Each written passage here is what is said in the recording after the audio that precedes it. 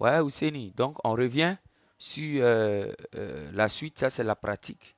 Voilà, ben, je voulais rappeler que pour pouvoir prendre les ordres, c'est-à-dire la partie entrée-sortie, pour pouvoir prendre les ordres, il faut déjà utiliser le MACD en H1. Il faut utiliser la ligne de signal, la ligne des histogrammes, la ligne du MACD lui-même. Et ces trois lignes-là doivent pointer dans la même direction. Voilà. Mais je vais utiliser d'abord sa plateforme qu'il utilise sur TradingView. J'ai ouvert un compte là-bas. Là-bas, c'est payant, mais j'ai ouvert un compte. Ils font un mois de gratuité. Donc, voilà, TradingView. Et ici, le graphique est en 3 heures. Je vais changer pour mettre en 1 heure. Voilà, donc le graphique en 1 heure. Nous avons la paire USD-JPY. Voilà.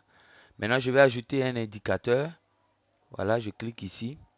Ils ont tellement d'indicateurs que ils ont mis ici 1 heure. Comment on appelle ça? Euh, ils ont mis une barre de recherche, donc MACD. Euh, Normalement, ça devait venir. Attendez. Voilà, voilà, voilà. Donc, c'est le premier qui est là. Donc, je clique là-dessus et en bas ici, tu vois, le MACD est déjà installé. Je ferme ça. Voilà. Voici le MACD qui est là.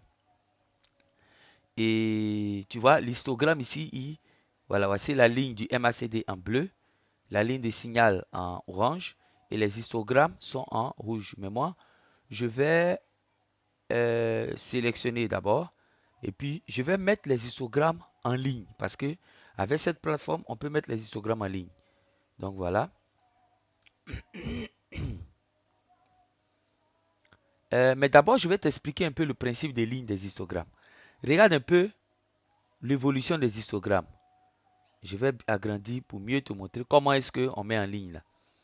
Tu vois un peu en haut là, de la manière ça monte comme ça, après ça descend, et puis ça revient, et puis ça monte, tu vois. Sur les bouts là, les sommets des histogrammes, ça monte, ça descend. C'est ça seulement qui est mis en ligne, hein.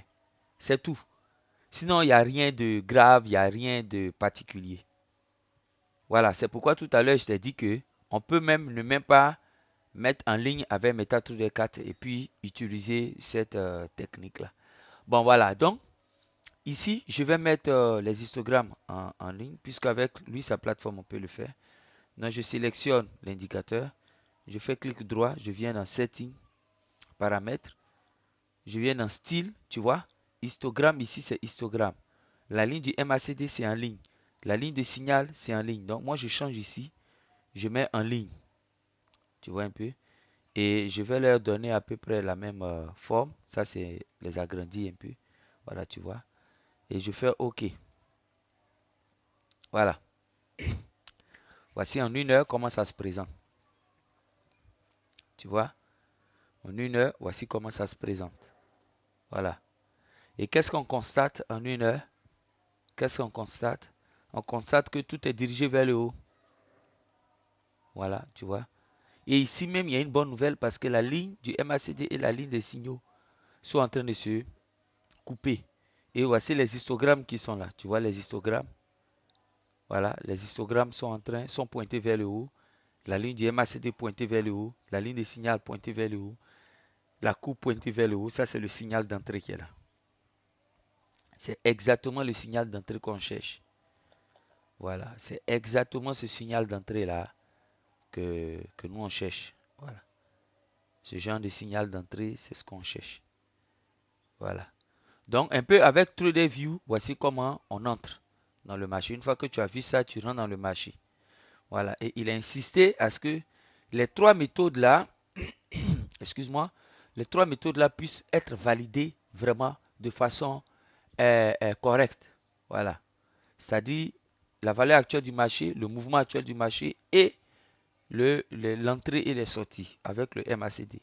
Vraiment, il a insisté à ce que ce soit parfait. Voilà. Bon, maintenant, avec le MT, comment les utiliser?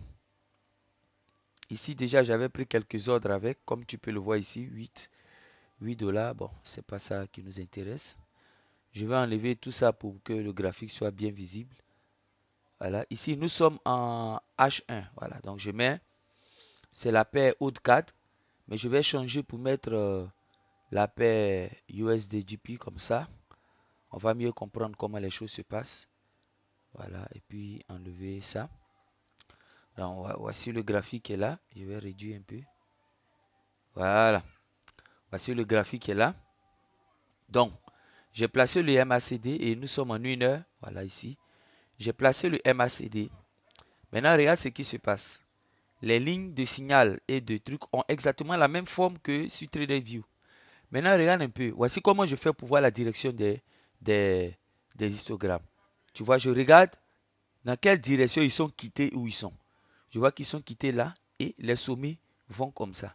Donc, ça veut dire que la direction des histogrammes est vers le haut. Tu vois, regarde.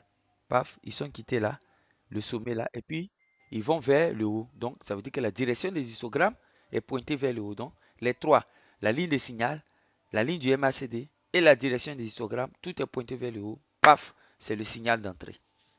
Et puis, on entre en buy avec le USD-GP sans problème. Et une fois qu'on l'a fait, c'est une stratégie qui fait combien de temps?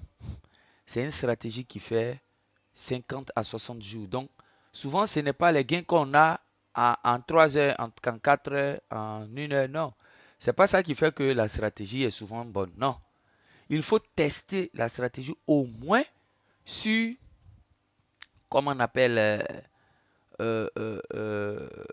3 semaines, 1 mois. Voilà. Pour laisser le temps à la stratégie de pouvoir être mature et de pouvoir générer vraiment d'énormes profits. Voilà. Bon, c'est sur ça que je m'arrête, c'est-à-dire regarder la direction des différents composants du MACD. Voilà, la direction de la courbe, tout est vers le haut, tout concorde, paf, tout est bon. Et ça concorde aussi avec, voilà, en daily, tu vois, l'histogramme, celui qui est en bleu, pointé vers le haut. Et la technique de la valeur actuelle que tu connais déjà, il faut regarder les autres vidéos que j'ai faites. Voilà. Maintenant, il y a aussi, il a parlé de, dans la vidéo, il a parlé de corrélation. Il a dit qu'il ne fallait pas prendre des paires hein, c'est-à-dire des paires corrélées et puis prendre des ordres différents. Voilà. On sait que le haut du USD et le euro USD sont colorés positivement. Mais quand moi je fais mes analyses, je vois que je dois prendre un sell avec le haut du USD et je dois prendre un buy avec l'euro dollar. Non, il faut faire un filtre. Voilà. Et il a parlé de ça. Bon, moi j'ai beaucoup bossé sur les corrélations. Alors je pense que c'est pas trop compliqué. Mais il n'a pas fait de vidéo là-dessus. J'ai écrit, je lui ai demandé de faire les vidéos, tout. Il m'a dit qu'ils sont en train de travailler là-dessus. Voilà, donc c'est un peu ça. Donc on s'attrape.